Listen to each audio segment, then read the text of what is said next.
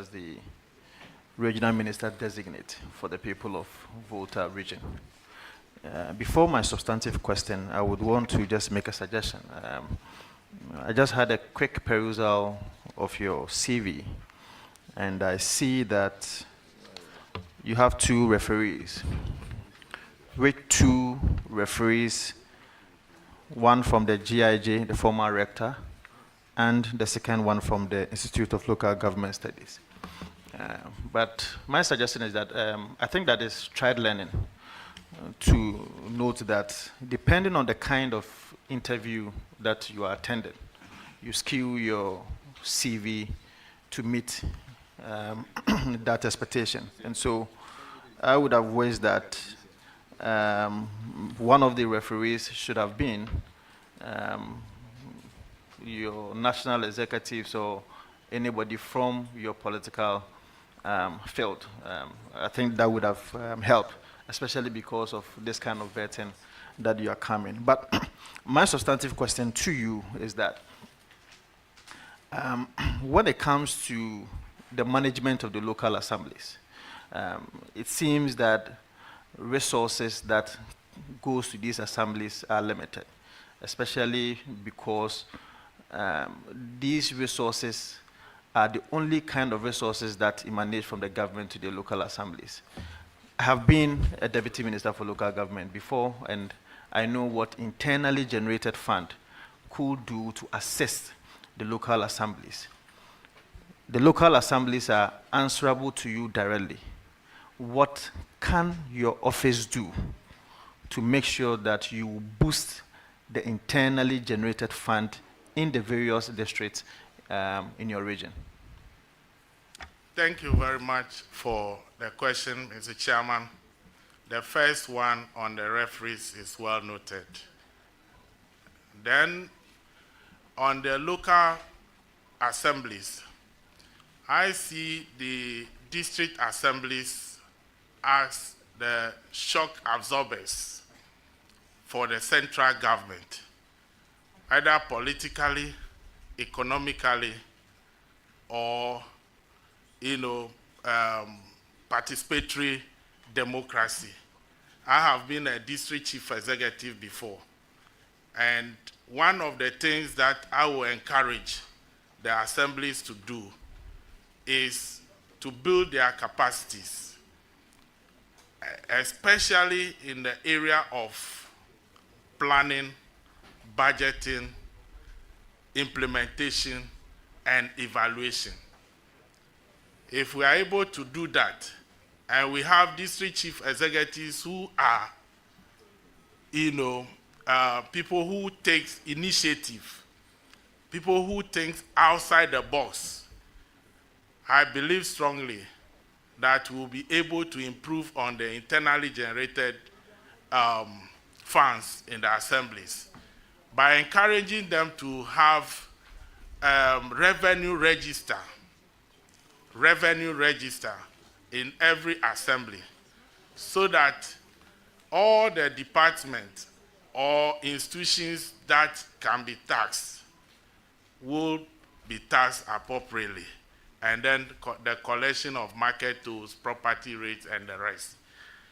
Because many of the assemblies do not have the capacity to collect the revenue. That is why some of them even privatize revenue collection. So it is all about capacity building. Thank you very much. Well, just my last question to the nominee. My last question. Well, so my last question to you is that I want to create a hypothetical scenario to you. And some of these scenarios are based on reports that we've been receiving at the local government ministry. In the event that a member of parliament complains to you that his MCE or DCE is not releasing the funds that is due the member of parliament for purposes of developmental project, and such an issue come to you as the regional minister, what steps are you going to take in dealing with such an issue, especially when some of these issues emanate from previous political contests where the MC probably contested for a parliamentary candidate or a member of parliament and they did not win. And so these two people may be having rift. How are you going to deal with such a scenario as a regional minister? Thank you very much, Mr. Chair. Definitely, we need to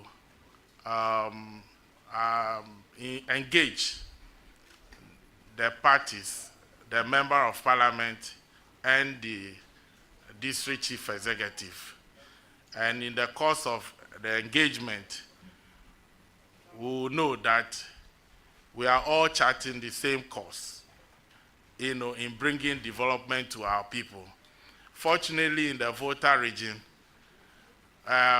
we don't have such situation, but should it occur, definitely I will engage the two personalities involved, that is the member of parliament and the district chief executive, so that we all come to that understanding that we need to work together to bring development to the people, and it is not about personal interest. Thank you very much.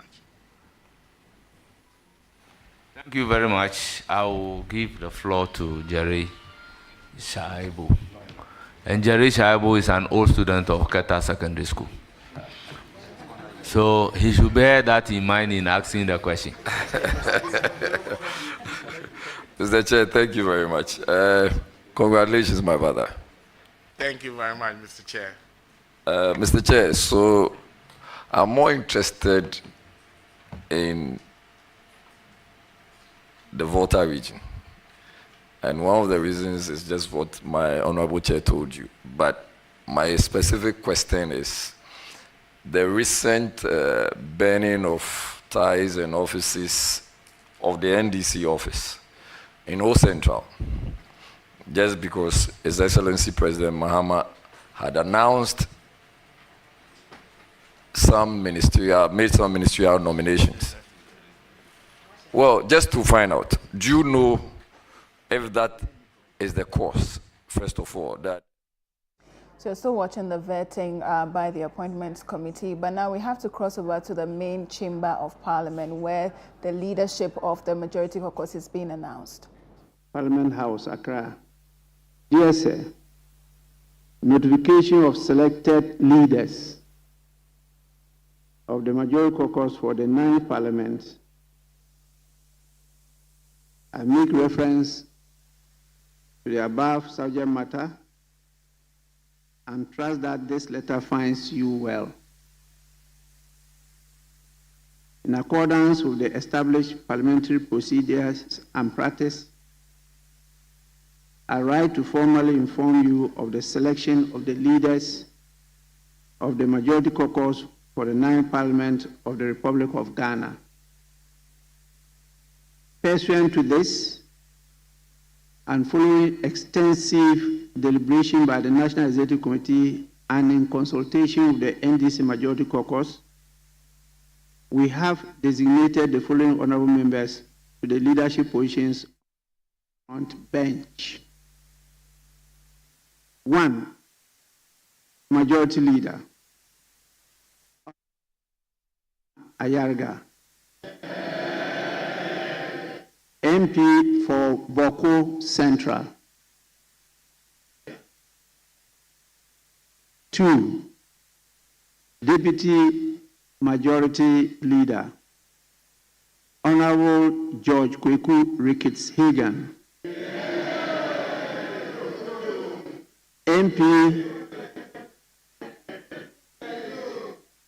MP for Cape Coast South. 3, Majority Chief Whip, Honorable Roxanne Nelson Kwame Eche Dafiamapo. MP for South Dai. 4, First Deputy Majority Whip, Honorable Comfort Doyo Kujo, MP for Ada, and 5, Second Deputy Majority Whip, Honorable Richard Achampon, MP for Bia East.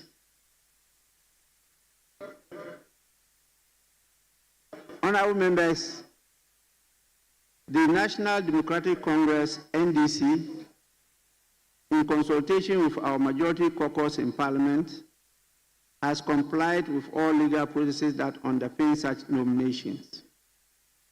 We kindly request that you take the necessary steps to formalize these appointments in line with the established practice of the House.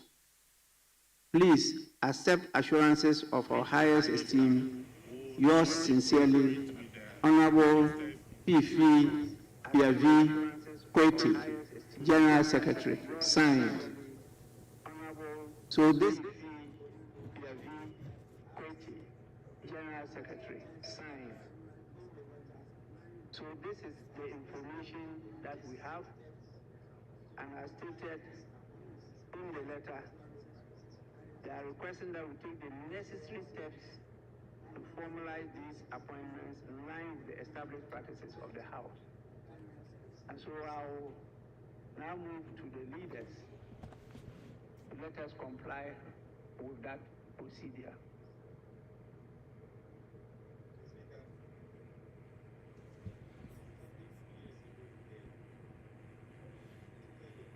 Mr. Speaker,